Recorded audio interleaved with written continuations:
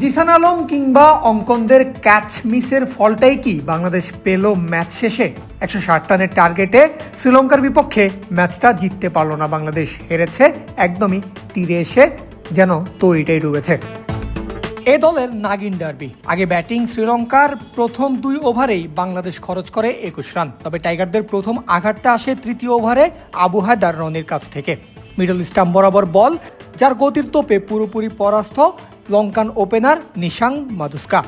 সঙ্গে সঙ্গেই শুরু টাইগারদের জোরালো আবেদন। একটু সময় নিলেও আম্পায়ার আঙ্গুল তুলে জানিয়ে দেন আউটের সিদ্ধান্ত। আকাশের দিকে আঙ্গুল ইশারা করে সৃষ্টিকর্তাকে ধন্যবাদ জানিয়ে উইকেট সেলিব্রেশন রনির। 22 রানে প্রথম উইকেটের দেখা টাইগার এ দলের।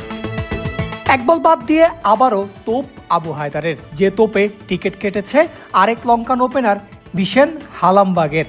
কভারে দুর্দান্ত ক্যাচটা ধরে ক্রেডিট পাবেন জিসান আলমও। প্রথম 2 ওভারে 21 রান খরচের পর 23 রানেই 2 উইকেট তুলে দারুণ কামব্যাক বাংলাদেশের।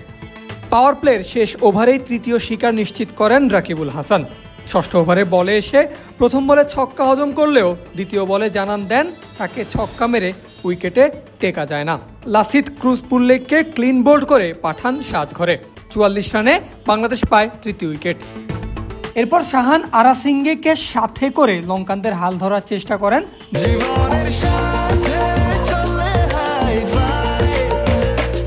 স্বাস্থ্যকর অল টাইম হানিকম, সব সময় অল টাইম হেলদি লাইফ।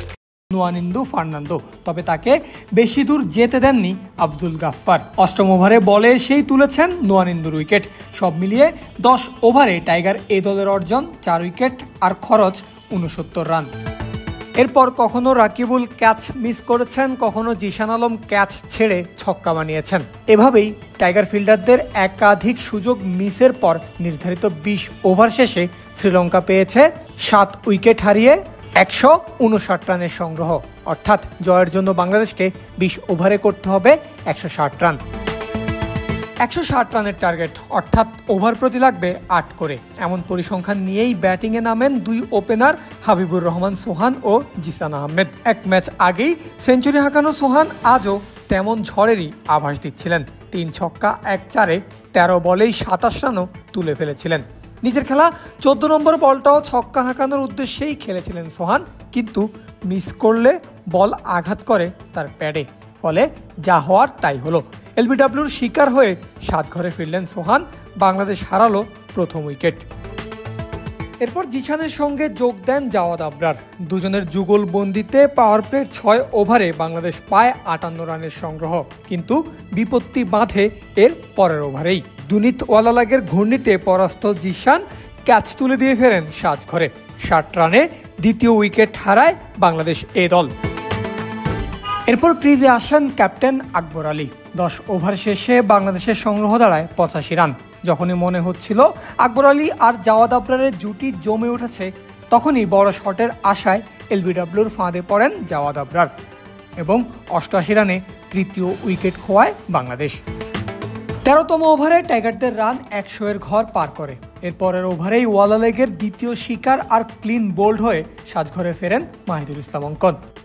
ওয়ালালেগের ঘূর্ণির সামনে টিকতে পারেননি ক্যাপ্টেন আকবর আলীও। ফিরেছেন দলীয় 118 রানে, নিজে করেছেন 26 বলে 25 রান। এরপর ইয়াসির আলী রাব্বি এবং মেহরুব হাসান চেষ্টা করলেও বাংলাদেশকে জয়ের বন্দর অবধি পৌঁছাতে ব্যর্থ হয়েছেন। শ্রীলঙ্কার কাছে হেরেছে বাংলাদেশ এ দল, যদিও সেমিফাইনালের টিকিট আগেই নিশ্চিত করে নিয়েছে টাইগাররা।